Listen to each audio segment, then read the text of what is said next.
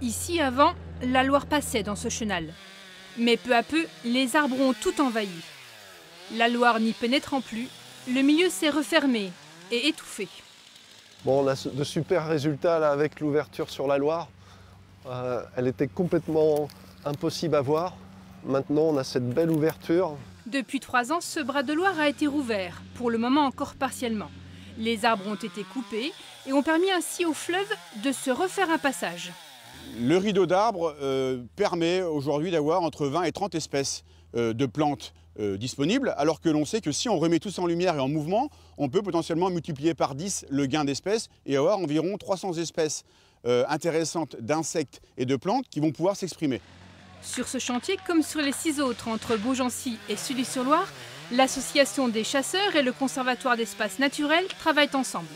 Cela permet à ce dernier de remplir les objectifs du programme européen Natura 2000, à savoir la préservation des milieux naturels. Les chasseurs financent ces travaux et fournissent la main-d'œuvre. Les intérêts ils sont convergents parce qu'en fait notre envie, comme la leur, c'est d'avoir un milieu qui se renouvelle. Bien sûr on prélève des animaux, mais notre but aussi c'est d'avoir une biodiversité riche.